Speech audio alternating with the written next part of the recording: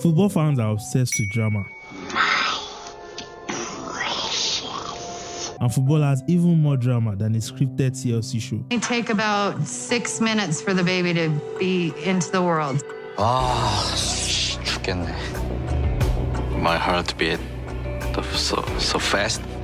I'm just watching, waiting for the baby. That right there is peak cinema. From we day one day transfer sagas like the Mbappé to Real Madrid story that's been running for what feels like forever at this point, thank God that's over, to rich American men buying up Premier League clubs after 10 minutes on Football Manager and buying up all the wonder kids in sight. Football drama is a never-ending cycle, and today we are looking at something every football fan owes dear, a good old-fashioned comeback. And these are some of the greatest comebacks in football history, in my opinion. So don't leave any angry comments if you don't agree. What? What's that? I should start the fucking video. Number 5. Lukaku shushes the haters. Look, Manchester United, yeah? They are the team that somehow finds a way to push it off when you least expect them to. They live for the moments where everyone writes them off. 12 games into Ole's reign as Manchester United manager, he was handed his first loss in a round of 16 Champions League first leg match against PSG, with goals from Mbappé and Kimpembe. They could have arguably gotten more, but David De Gea was on his best behavior.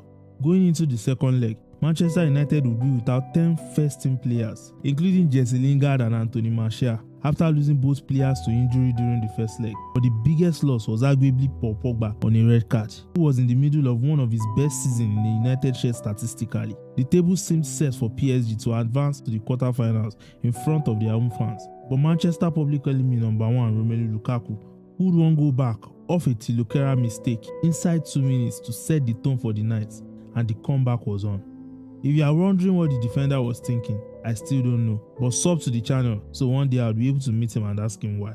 10 minutes later, PSG would grab an equalizer on the night with a Julian Bernard tapping, seemingly putting them back in the driving seats. But the football gods said, hold our tea and let us cook. As Italian legend Gigi Buffon spilled a Rashford shot 30 minutes in, and Lukaku was there to finish it off. PSG came close to getting a second goal on multiple occasions and even had the ball in the net once, but they had their goal ruled out by VAR. Going into the 90th minute, it seems like the French Giants would just escape with a win, but a personal Kimpembe handball gifted Manchester United a penalty, which Marcus Rashford put away beautifully.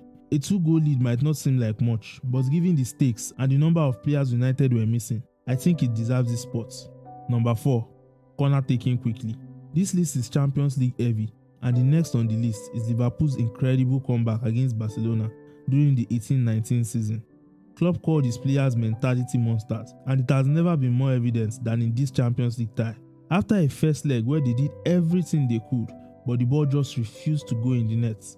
I mean, how did they miss from this position? Lionel Messi and Suarez put them to the sword to put Barcelona 3-0 up after 90 minutes. Let's take a second to appreciate this Messi goal. Just pure heart. Just to run it into the net. Messi. Oh my goodness. Oh my goodness.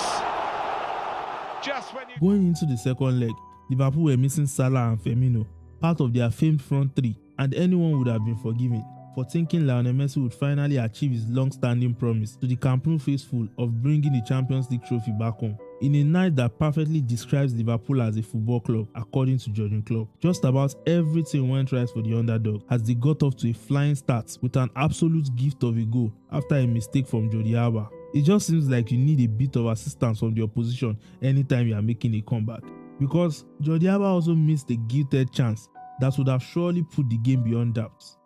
The turning points would come after halftime though, as Gini Wijnaldum was subbed on. Just 8 minutes after the break, he got on the end of a trademark Alexander-Arnold cross after yet another Jordi Alba mistake. This guy was playing for a Liverpool contract.